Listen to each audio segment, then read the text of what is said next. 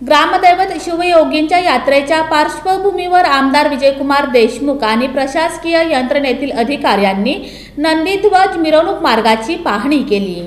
ग्रामदैवत श्री सिद्धरामेश्वर महाराजांची यात्रा काही दिवसांवर येऊन ठेपली। तत्पूर्वी माजी पालकमंत्री आमदार विजयकुमार देशमुख, अतिरिक्त आयुक्त संदीप कारंजे, नगर अभियंता लक्ष्मण चलवादी, माजी सभागृह नेते शिवानंद पाटील, संजय कोळी, नागेश भोगडे, राजकुमार पाटील, प्रसाद कुलकर्णी, माजी नगरसेवक अमर पुदाले आदींनी नंदीध्वज मार्ग आणि होम मैदानाची प्रत्यक्ष पाहणी केली।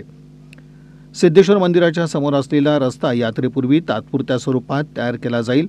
यात्रेनंतर सिमेंट कॉन्क्रीटचा रस्ता तयार करण्यात येणार असून त्याकरता निधीही उपलब्ध करून दिलाय, अशी माहिती आमदार विजयकुमार देशमुख यांनी दिली। ईश्वराच्या देवळाच्या समोरचा जो रस्ता आहे तो गेल्या अनेक वर्षापासून या रस्त्याची दुरुस्ती न करता थांबल्याची कारण तिथल्या रहिवाशांनी वक्फ बोर्ड कोर्टामध्ये गेलं होतं। पण आता आपल्या महानगरपालिकेच्या वकिलांनी औरंगाबाद खंडपीठाकडून याचे स्टे घेतलेले आणि ह्या कामाला आता मंजुरी मिळालेली आहे। येणाऱ्या 13 तारखेपासून ग्रामदेवत सिद्धरामेश्वर यात्रा चालू होणार आहे। त्या निमित्तानं ह्या रस्त्यावरनं गाठ्या जात असतात, त्यामुळे ह्या रस्त्याची दुरुस्ती होणं ताबडतोब फार गरजेचं आहे। त्यामुळं आज महानगरपालिकेचे कारंजे साहेब व इतर सगळे अधिकारी ह्या भागातले आलेले आहेत आणि त्यांनी हा रस्ता 10 तारखेच्या आत चांगल्या प्रकारे करून देतो असं सांगितलं आहे। आणि त्यानंतरनं संक्रांत संपल्यावर याचं सिमेंट रोड होणार आहे, त्याच्यासाठी जवळपास 1,05 लाख रुपये इस्टिमेट आहे। सिद्धेश्वर यात्रा सुखकर व्हावी याकरता आमदार विजयकुमार देशमुख यांनी दिलेल्या सूचना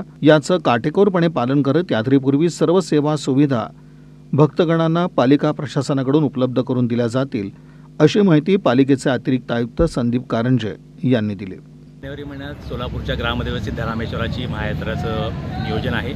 त्या अनुषंगाने सोलापूर महानगरपालिकेची जी काय तयारी चालू आहे या बाबतीत उत्तर विधानसभा मतदारसंघाचे माननीय आमदार विजयकुमार देशमुख साहेब या ठिकाणी आलेले आहेत। त्यांनी या संपूर्ण ग्राउंडची त्याचबरोबर सिद्धेश्वर मंदिर परिसराची पाहणी केलेली आहे। त्यामध्ये ज्या कामाची त्यांनी सूचना केलेली आहे त्या अनुषंगाने विभाग अधिकारी असेल, नगर अभियंता असेल, त्यांना त्या सूचना आम्ही यापूर्वी दिलेल्या आहेत आणि आता आमदार महोदयांनी जे काही सूचना दिल्या त्याची आम्ही नोंद घेतलेली आहे। त्याप्रमाणे या येण्या उत्सव काळाच्या पूर्वी या सर्व केलेल्या नियोजनाचं कार्यपूर्तता आम्ही करून या उत्सव काळ चांगल्या पद्धतीनं व्यतीत व्हावा यासाठी आम्ही महापालिका प्रयत्नशील आहे।